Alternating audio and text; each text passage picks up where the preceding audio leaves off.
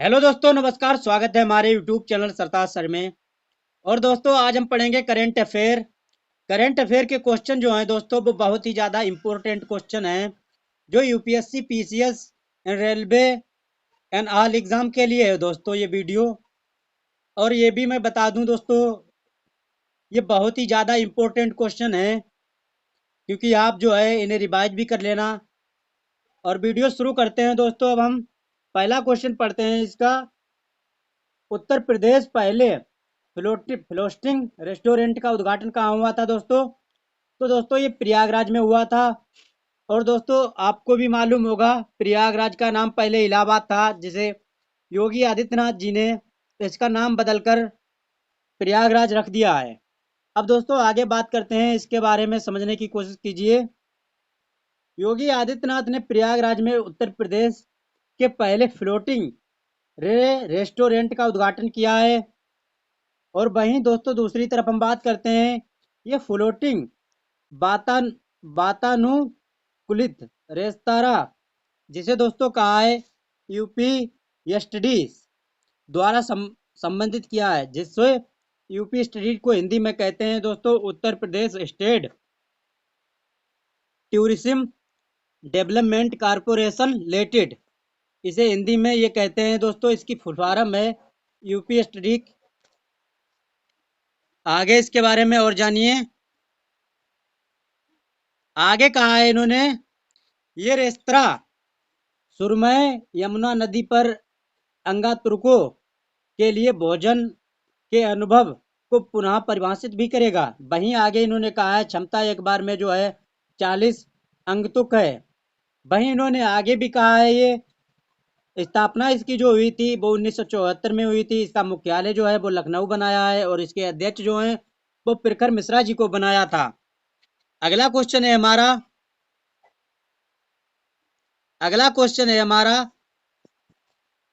PM Vishwakarma योजना लागू करने वाला पहला केंद्र शासित प्रदेश कौन सा है? तो दोस्तों ये भी आपको मालूम ही होगा, ये जम्मू कश्मीर है। और जम्मू कश्मीर के बारे में डिटेल में समझिए दोस्तों। कहा है जम्मू कश्मीर पीएम विश्वकर्मा योजना जो लागू करने वाला पहला राज्य शासित प्रदेश बना था। वहीं आगे इन्होंने कहा है 17 सितंबर 2023 को केंद्रीय सरकार द्वारा शुरू की गई इस पहल का उद्देश्य भारत की सांस्कृतिक विरासत को संरक्षित और समृद्ध करने में इन 18 प्रकार के विश्वकर्माओं व्यक्तियों की महत्वपूर्ण भूमिका का ऊपर उठाना और पहचानना है। और डिटेल में थोड़ा जानिए। आगे कहा है इन्होंने, जम्मू कश्मीर पीएमबीवाई, जिसे हिंदी में दोस्तों कहते हैं प्रधानमंत्री वय वंदना योजना, की आधिकारिक शुरुआत 2 जनवरी 2024 से हुई थी। अगला क्वेश्चन दोस्तों है हमारा,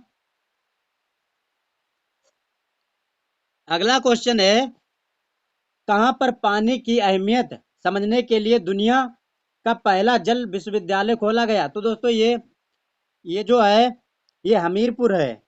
हमीरपुर में दोस्तों पहला जल विश्वविद्यालय खोला गया। वहीं दोस्तों डिटेल में जानिए इसके बारे में। कहा गया है उत्तर प्रदेश के हमीरपुर में दुनिया का पहला जल विश्वविद्यालय, जिसे इंग्लिश में बोलते हैं दोस्तों वाटर यूनिवर्सिटी, खोला गया।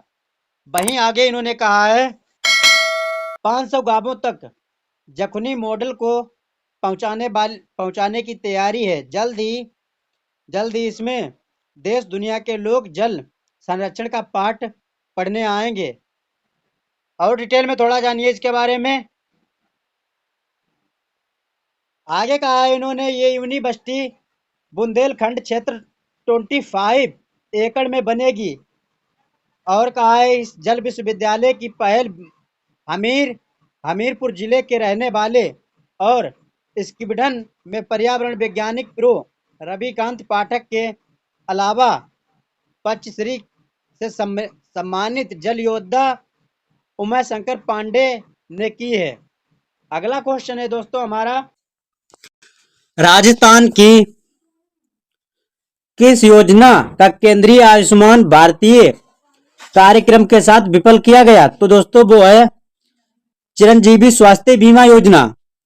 और आगे इन्होंने कहा है डिटेल में, राजस्थान चिरंजीवी योजना आयुष्मान भारत योजना के साथ विलय किया गया था। और आगे इन्होंने कहा है राजस्थान में नवनिर्वाचित भाजपा सरकार ने ये घोषणा की थी। और आगे इन्होंने कहा है उद्देश्य आयुष्मान भारत मुख्यमंत्री चिरंजीवी स्वास्थ्य बीमा योजना नामक एक एकीकृत पहला बनाना है। वहीं इन्होंने कहा है एकीकृत योजना चिरंजीवी के मौजूदा लाभों को बनाए रखेगी। और आगे कहा है जो निजी और सरकारी दोनों अस्पतालों पर लागू 25 लाख रुपए का पर्याप्त बीमा कवर प्रदान करेगी। वहीं इन्होंने आगे भी ये कहा है चिरंजीवी योजना जो है कांग्रेस पार्टी के पूर्व मुख्यमंत्री अशोक गहलोत द्वारा शुरू की गई थी। अगला क्वेश्चन है दोस्तों हमारा,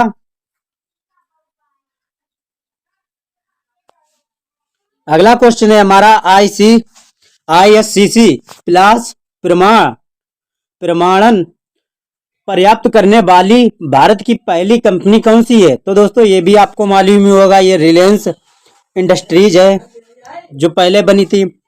रिलायंस इंडस्ट्रीज ICC प्लस प्रमाणन पर्याप्त करने वाली भारत की पहली कंपनी बनी है। वहीं ICC प्लस प्रमाणन गुजरात में आरएल की जमाननगर रिफाइनरी पर लागू होता है। आगे इन्होंने कहा है इसके बारे में रिफाइनरी प्रति माह 600 टन तक लिसिस तेल का उत्पादन कर सकती है। वहीं इन्होंने दोस्तों कहा है आगे रिलायंस इंडस्ट्रीज भारत में सबसे बड़ा एकीकृत पेट्रोकेमिकल उत्पादक भी है। आगे नोट में इन्होंने कहा है हाल ही में गुजरात को भारत की पेट्रो राजधानी का दर्जा भी दिया गया। अगला क्वेश्चन है दोस्तों हमारा, अगला क्वेश्चन है दोस्तों 26 जनवरी 2024 को कौन सी भारतीय इलेक्ट्रॉनिक कंपनी पिलाई मंजूरी पाने वाली बनी है? तो दोस्तों ये भी आपको मालूम ही होगा, ये ओला इलेक्ट्रॉनिक जो है वो कंपनी बनी थी। और इसके बारे में डिटेल में समझिए। ओला इलेक्ट्रिक पिलाई मंजूरी पाने वाली पहली ईवी कंपनी बनी है। वहीं इलेक्ट्रॉनिक पहली भारतीय इलेक्ट्रिक स्कूटर कंपनी बनी है। वहीं उन्होंने कहा है सरकार की प्रोडक्ट लिंक्ड इंसेंटिव जिसे इंग्लिश में शॉर्टकट में बोलते हैं PLI योजना जो है के लिए पत्र जिसमें प्रति यूनिट 15,000 से 18,000 रुपए का संभावित किया गया है। आगे इन्होंने कहा इसके बारे में इलेक्ट्रिक ने securities and exchange board of India जिसे शॉर्टकट में बोलते हैं SEBI के साथ अपना ड्राफ्ट रेड हेरिंग प्रोस्पेक्टस दाखिल करके अपनी इंटरनल पब्लिक ऑफरिंग जिसे शॉर्टकट में बोलते हैं IPO की दिशा में महत्वपूर्ण कदम उठाए थे।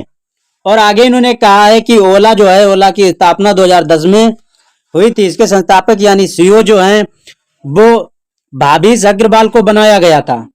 अगला क्वेश्चन है हमारा दोस्तों डेनमार्क की महारानी मार्गरेट द्वितीय ने कब औपचारिक रूप से अपनी पदत्याग की घोषणा की थी? तो दोस्तों ये 14 जनवरी 2024 को की थी। और इनने कहा था डेनमार्क की महारानी मार्गरेट द्वितीय ने अपने पदत्याग की घोषणा जो है वो की थी और कहा था महारानी औपचारिक रूप में 14 जनवरी 2023 पद छोड़ देंगी। वही 1972 में महारानी बनने के बाद 52 वर्ष पूरे हो गए हैं। आगे उन्होंने और कहा था थोड़ा उनके बेटे ग्राउंड प्रिंस फ्रेडरिक डेनमार्क के राजा के रूप में उनका उत्तराधिकारी होंगे। अगला क्वेश्चन है हमारा किस राज्य सरकार ने राजीव गांधी स्वरोजगार स्टार्टअप योजना शुरू की थी? तो दोस्तों ये हिमाचल प्रदेश है जिसने ये योजना शुरू की थी। और इन्होंने कहा था हिमाचल सरकार ने राजीव गांधी स्वरोजगार स्टार्टअप योजना शुरू की थी। वहीं आगे इन्होंने कहा था इस पहल का लक्ष्य 21 वर्ष से 45 वर्ष की आयु के युवाओं के लिए सौर ऊर्जा परियोजना, जिसे शॉर्टकट में बोलते हैं एसपीपी, स्थापित करना तथा राज्य सरकार की स्वच्छ ऊर्जा पहल को बढ़ावा देना होगा। अगला क्वेश्चन है हमारा, भारत विश्व की सबसे बड़ी रेडियो टेलीस्कोप परियोजना एस्को में शामिल हुआ। ये कहां से स्थापित किए जाएंगे दोस्तों? तो ये साउथ अफ्रीका है, वहां से किया जाएगा। भारत के विश्व की सबसे बड़ी रेडियो टेलीस्कोप परियोजना जो शामिल हुई थी। वहीं आगे इन्होंने कहा है भारत सरकार ने स्क्वायर किलोमीटर में किलोमीटर एरे ऑब्जेक्टिवरी, जिसे शॉर्टकट में बोलते हैं एस्को एओ, में शामिल होने के लिए औपचारिक रूप में हस्ताक्षर जो है वो किए थे इन्होंने। और कहा था इन्होंने ये 1250 करोड़ रुपए की अंतरराष्ट्रीय महंगा विज्ञान परियोजना है। और कहा है इसको एओ के उपकरण नहीं है, बल्कि दक्षिण अफ्रीका और ऑस्ट्रेलिया के साइटों पर हजारों टेलीस्कोपिक एंटेना का एक विशाल संग्रह है। ये एक साथ जुड़कर एकल विशाल दूरबीन सरणी का निर्माण करेंगे। और कहा है इन्होंने सदस्य देश ऑस्ट्रेलिया, कनाडा, चीन, भारत, इटली, न्यूजीलैंड, दक्षिण अफ्रीका और स्वीडन, नीदरलैंड, यूके आदि जैसे देशों में ये जो है भाग लेंगे। अगला क्वेश्चन है हमारा, आखिरी भी है। अगला क्वेश्चन है कि इस यूनिवर्सिटी के अध्यक्ष क्लोडाउन गे ने इस्तीफा दिया था। तो दोस्तों ये ऑक्सफोर्ड यूनिवर्सिटी है जहां इन्होंने इस्तीफा दिया है।